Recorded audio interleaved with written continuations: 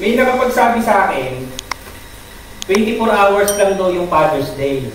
Tapos bukas Mother's Day na naman. So, totoo naman no? Kasi syempre, kaya samantalahin na daw ng mga fathers. No? Kasi, isang araw lang, 24 hours lang daw yung ating Father's Day. Tapos, every day is Mother's Day. So, ganun. So, ibigay nyo na sa amin yung 24 hours ngayon, no? Ng Father's Day. So, muli po, isang magandang umaga sa atin, no? Tunay na napakabuti ng Panginoon. So, mga kapatid, ang pagbubulay natin, no?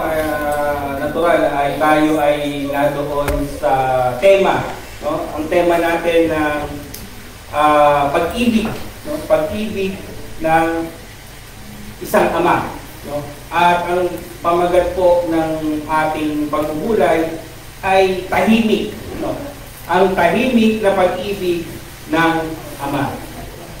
Marami po sa atin, lalo sa generation natin, no? Tayong mga generation na yun na may mga magulang, no? Kung maaalala niyo siguro kung nabubuhay pa ang inyong mga magulang, ay sila yung mga ama na hindi expressive, no? Hindi ba showy? No? Baka meron kayong may mga magulang, sino yung mga tatay dito na gano'n? Na parang disciplinary, no? Hindi sila yung masabi, no? Hindi nagsasalita, no? Minsan ang mga ama ay hindi expressive, no? Hindi sila showy, no? At hindi ba kamukha ng mga nanay na laging yung maakap, no? Nagsasabi ng I love you. Marami sa mga ama na parang tahimik lang sila, no? At yun po yung parte na ating pagbubulayan ngayong hapon, na ngayong umaga ito, no? Pero sa kabila po ng mga kapatid, hindi man sila nagiging expressive, hindi man sila nagiging showy sa kanilang pag-ibig, ay ipinapadama naman nila, no, sa pamamagitan ng kanilang mga aksyon. Bagamat hindi sinasanggit yung damdamin, nagpapakita sila ng matibay na pag-ibig sa pamamagitan ng kilos, sakripisyo, at pananatili. So, the most evident or the most famous na example ng istorya sa Biblia ay yung prodigal son. Naalala niyo yun, yung prodigal son.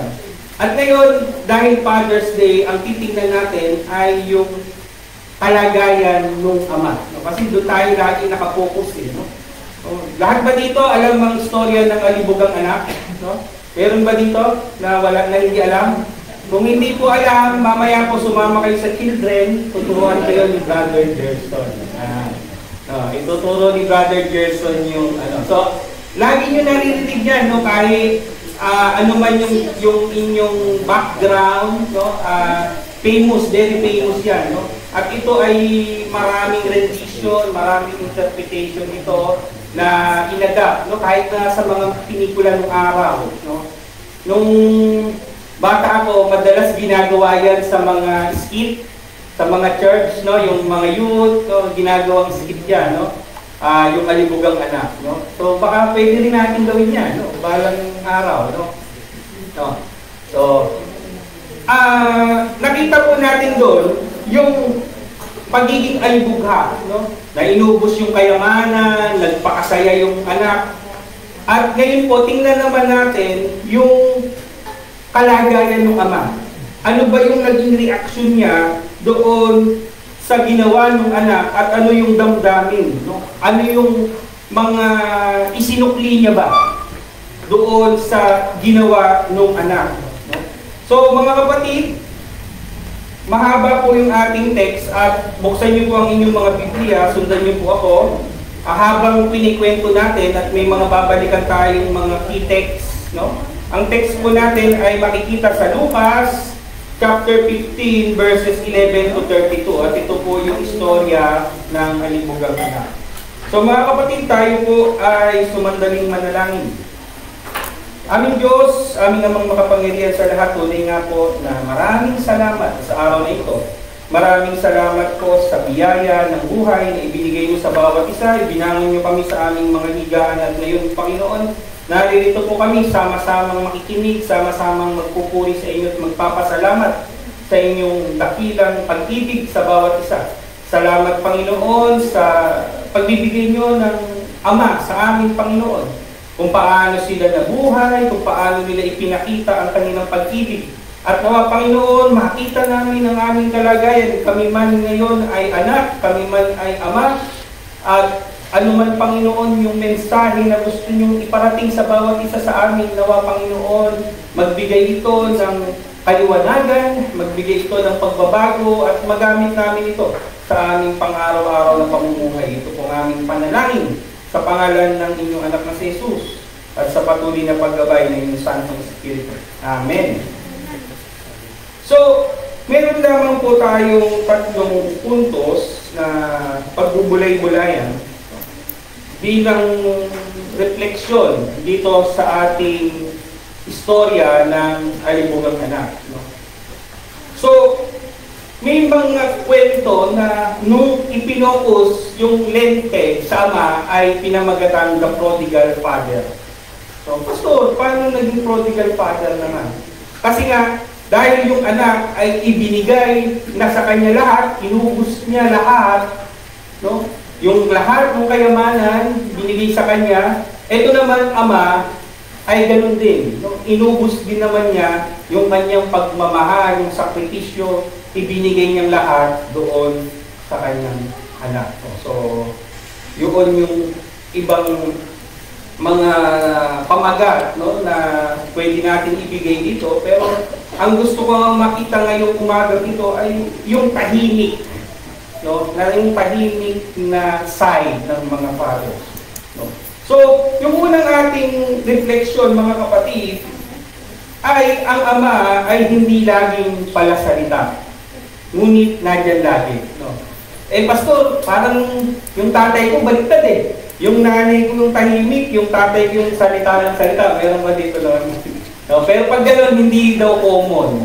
Ang common daw ay yung nanay yung laging nagsasalita at yung tatay yung tahimik lamang. No? So, pag daw tayo yung masalita, hindi daw common yun. No?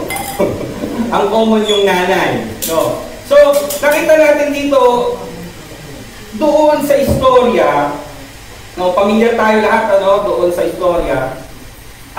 Hindi nyo ba naisip na yung tatay mayaman, di ba mayaman? No? So, hindi nyo ba naisip na bakit hindi niya pinasundan? No, sabi niyo, nag-hire siya ng tao. Sabi niya, sundan mo nga itong anak ko. Kung saan man siya magpunta at mag-report ka lagi sa akin. Di ba? Pwede, di ba? Pwede. No? Dahil may kaya itong tatay eh. No? Gano'n lamang ba yung mag-hire ng parang spy, no? Detective? No? Sundan mo lang yung anak ko, i-report mo lahat yung kanyang ginagawa sa akin. Hindi po niya ginawa yun. No? Hindi niya po pinasundan. At doon sa verse 20, no? Fast pace na tayo, fast track na. No? Habang malayo pa siya, nakita na siya ng kanyang ama at siya ay nahabag. No, fast pace na tayo. Nagsisi na yung anak. No, sabi kasi nung anak namamatay ako halos sa gutom dito. Kumakain ako ng kaning baboy. Samantalang yung mga tauhan, yung mga alipin doon sa bahay ng aking ama, sagana. Babalik na lang ako doon sa bahay. At ako sasabihin ko, hingi ako ng tawad at sasabihin ko na, ibilang mo na lang ako bilang mga servants. So, kaya bumalik, di ba? Bumalik yung alibugang anak. At malayo pa lamang, sabi dito sa verse 20, habang malayo pa siya, nakita na siya ng ama at siya ay nahabag. So, ano po yung ibig sabihin dito, mga kapatid? No? Lagi pong naghihintay. Hindi man pinasundan, pero yung ama ay lagi siguro, kung may terrace, siyempre mayaman, di ba? Yung mga, tayo nga may terrace, hindi tayo mayaman. No? May terrace siguro, laging tinitingnan doon.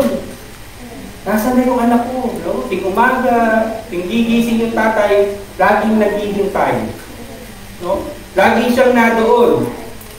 At nananalangin siyang tahimik na sana dumating ang araw na bumalik yung aking anak.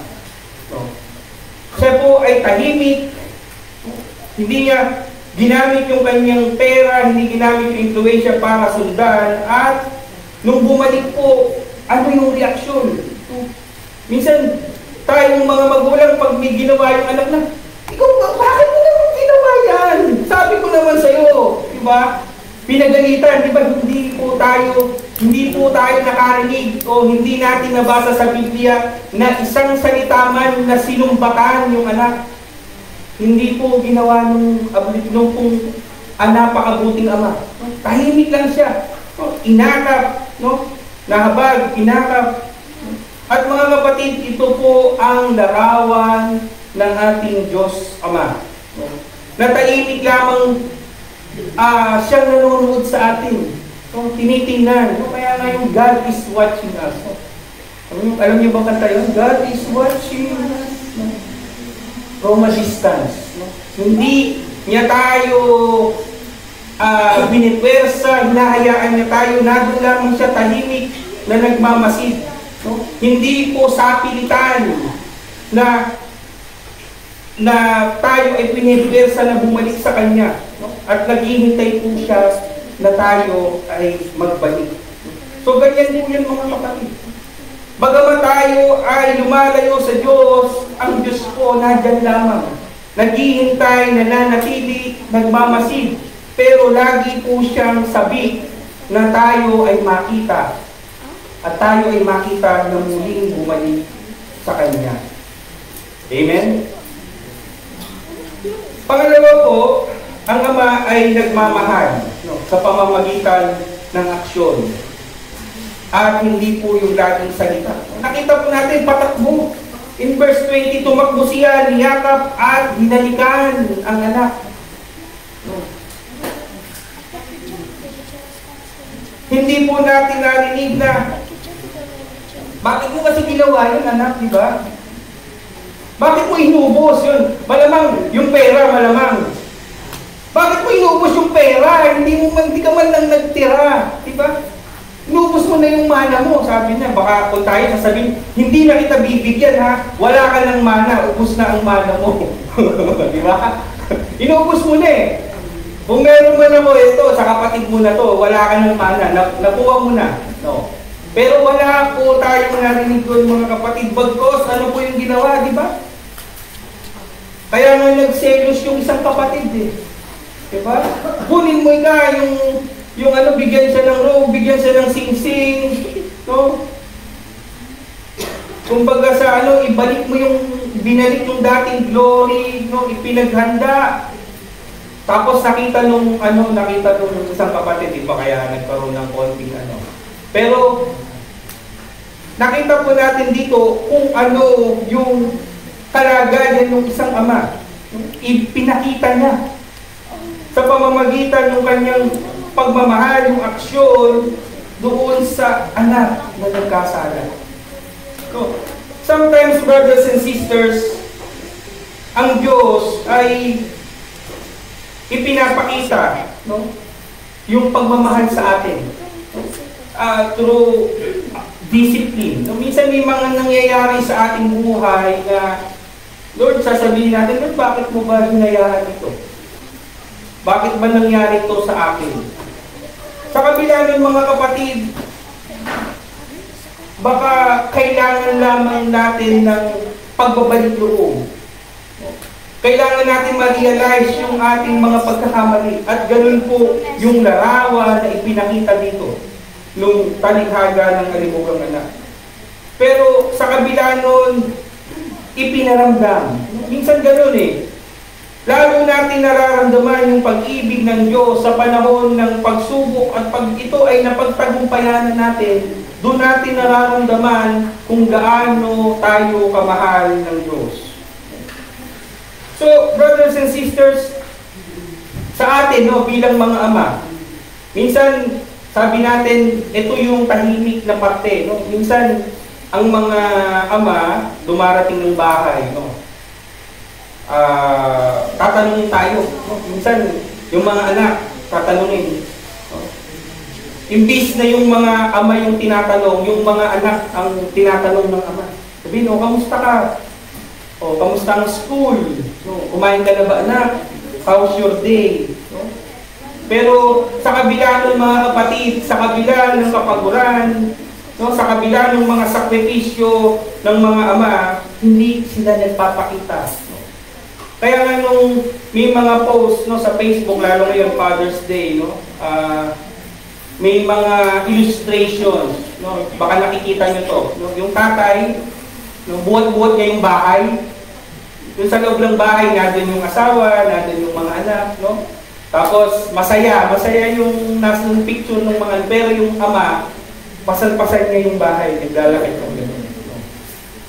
Ito po ay isang ilustrasyon na lahat po ay gagawin ng isang ama para sa kanyang pamilya. Magsasakripisyo, ibibigay yung lahat ng kanyang kaya para po maging mabuti lamang ang kanyang pamilya. Ito po yung sacrificial love. No? Kaya nga mga kapatid, ang ating Diyos ay larawan ng isang pinakamabuting ama. Dahil mga kapatid, sa kabila po na hindi tayo karapat-dapat, tayo ay minahal ng Diyos. Romans 5:8, no? Hindi tayo karapat-dapat, tayo ay mga makasalanan pa, tayo po ay inibig ng Diyos. And the greatest manifestation of His love to us, brothers and sisters, ay yung ibinigay niya, yung kanyang buktong na anak para sa ating kaligtasan. So, ang mga ama, ibibigay po ang lahat para po sa ikabubuti ng kanyang pamilya, ng kanyang mga anak. Pangatlo po, ang pagmamahal ng ama ay makapangyarihan dahil sa kanyang pananatili. No? So, ang sabi po doon sa verse 24 ng ating text, ang anak kong ito ay namatay na at muling nabuhay. Paano po kaya nasabi nung anak, no? Yung confrontation, no? Sa isip lamang eh. Pero mga kapatid, nung time po na yun, hindi na po nagawa eh. No? Talagang kung i-imagine natin yung senaryo, ipinakita nung ama yung pagmamahal niya at malamang wala nang nasabi yung anak kung hindi siguro gumagulgul na din. Kung kayo man siguro yung nadoon sa kalagayan ng anak, wala kayong narinig, walang panunumbat, nakita nyo yung ama nyo na natili lamang doon sa bahay, iniintay siya. So mga kapatid, nakita natin na yung senaryo dito, yung salitang namatay, no? Yung salitang namatay kasi hopeless na eh. No? Hopeless na. Pero in spite of that hopelessness mga kapatid, yung ama hindi siya nawalan ng pag-asa. Nanatili siya doon. Nanatili siya sa paghihintay, hindi siya sumuko. At ipinakita niya yung pagmamahal niya. Yung covenant love mga kapatid na tinatawag. Ganyan po ang pag-ibig ng Diyos sa atin. Kung pag-aaralan po natin ang kabuuan ng Biblia, the love of God doon sa kanyang chosen people, ang bayan ng Israel, na ngayon nakakalungkot, no? May panibagong gera, hindi maintindihan ng maraming tao, no? Bakit may mga gerang ganito, sinasabi nila, ang nag-i-start daw yung Israel. So hindi natin alam, hindi talaga natin alam kung ano ang punot dulo. No? At syempre, nakakarating sa atin ay media lamang. No? Wala tayo doon sa senaryo. So, hindi natin alam kasi ang nangyayari ngayon, all over the world, no, binadjudge nila itong Israel kasi bakit sila yung nagpupapok, bakit doon nagsisimula, pero hindi natin alam kung ano talaga. No? Kasi minsan ang media one-sided lang, minsan ang nakikita lang yung other side of the picture, di ba? Hindi pinapakita talaga yung mga reason. Pero ang punto natin mga kapatid, throughout the biblical history, ipinakita ng Diyos yung pag-ibig niya dun sa bayan ng Israel at siya mayroong covenant. Sa panahon ng mga patriarka, no, sa panahon nila Abraham, no, even in Noah's time, no, may mga covenant ang Diyos. Na sinasabi niya na yung pag-ibig ko sa inyo hindi nagmamaliw, may mga signs pa nga, di ba? At ganoon dito mga kapatid, no, ang pag-ibig ng Diyos sa atin, no, hindi po siya umaalis, hindi siya nagbabago, at hindi po siya natutulog. No. Kaya, ewan ko ba bakit ba nagawa yung kanta yung natutulog ba ang Diyos? Hindi nga siya nagbabago, natin lang siya naghihintay. No? Kung tao siguro ang Diyos sa paghihintay, ang kapal na ng eye bags niya. No? At ilang galon na siguro, ilang balde na ng kape. No? Para lang manatili doon sa estado na yun. Pero yung pag-ibig po niya mga kapatid, hindi nagbabago, hindi nagkukulang. Lagi lamang, ang problema kasi laging ang tao ang lumalayo sa Diyos. Sinasabi ng Biblia, no, ako si Yahweh, no, ako ang Diyos, I change na. Hindi siya nagbabago. Ang pag-ibig niya, no, ang kanyang pagka-Diyos, ang katangian niya, kailanman ay hindi nababago. Kaya nga, minsan makakarinig tayo ng mga ibang mga paniniwala. Ang Diyos daw ang Diyos daw sa lumang tipan ay masama. No? Hinahayaan niyang pumatay, tapos ang Diyos daw ng bagong tipan, dun daw yung mabuti. Pero ang sinasabi ng Biblia, hindi nagbabago ang Diyos. Ang nagbabago ay ang tao. Nagbabago ang sitwasyon. Kaya ang Diyos kailangan gumawa ng paraan. Nakadepende po ang pagkilos, no, ang reaksyon dahil doon sa ginagawa ng tao. Pero siya, bilang Diyos, hindi siya nagbabago.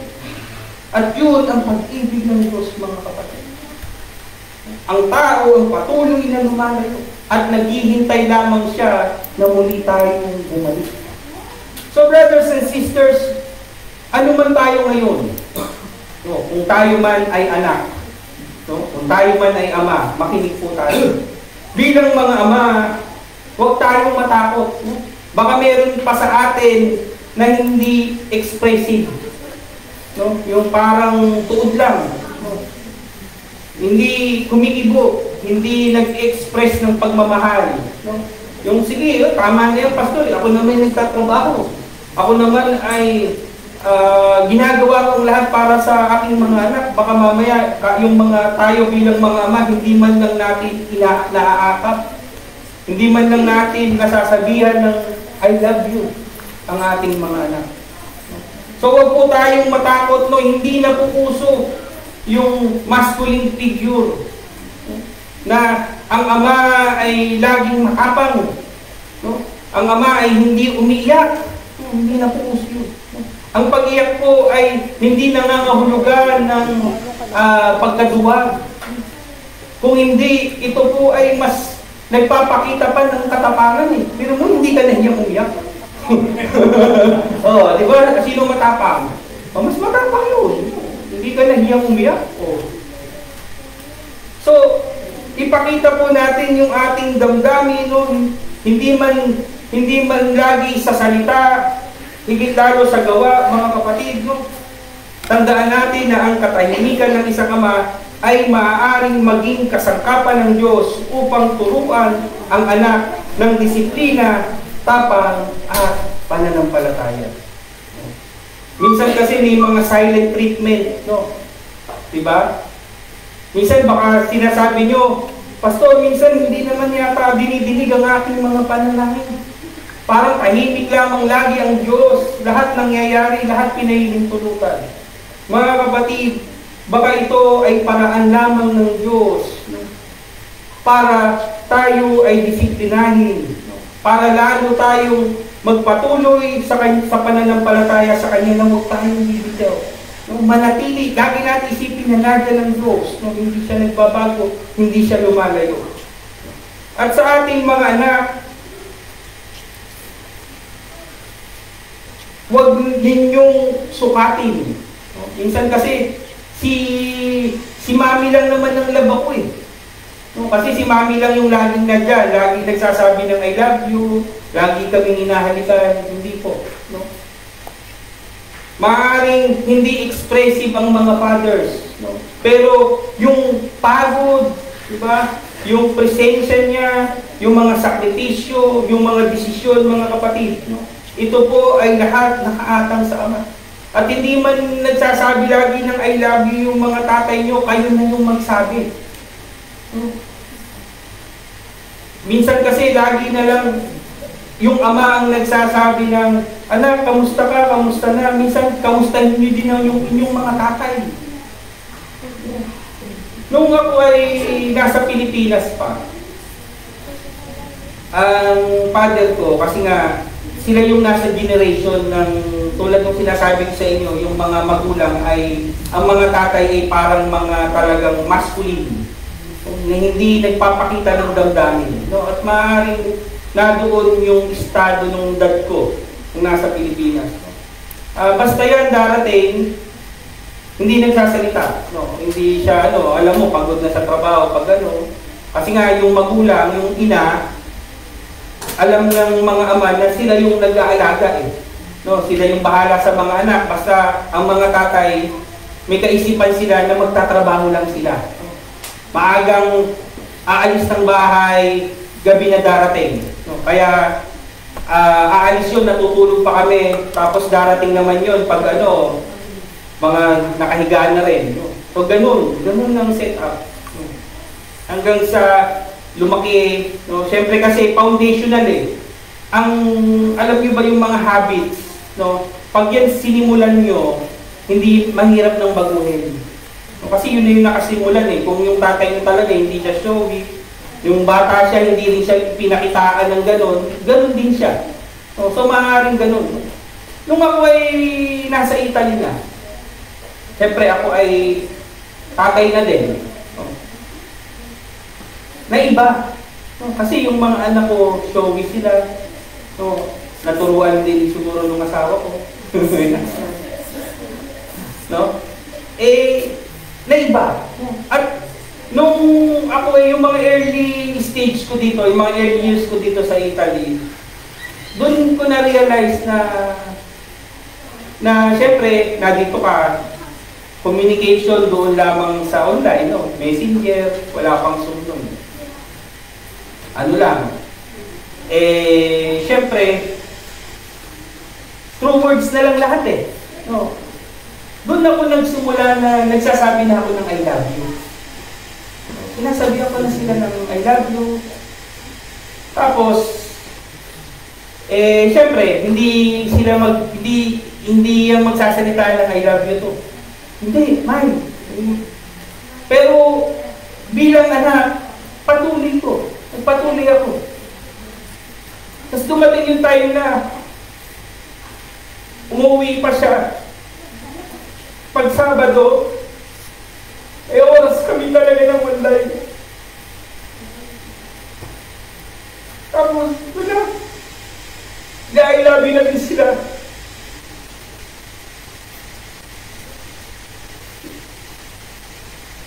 Tapos, hanggang sa dumating din yung time na nakarating sila dito, mas naging open, naging expressive. Tapos dumating yung time na wala na siya.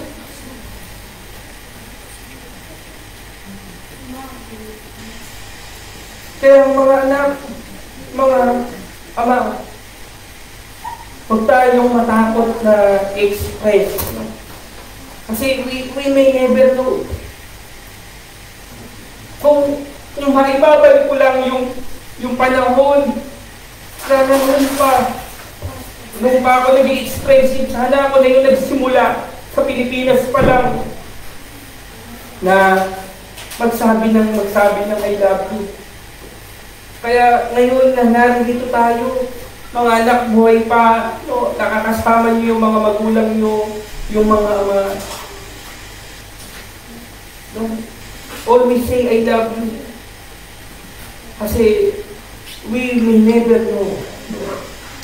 Pag wala na sila, kahit mag-iiyak ka pa dyan, kahit ilang beses mo pang sabihin ng salitang I love you, kung wala na sila, does it make sense, mga kapatid? Kaya,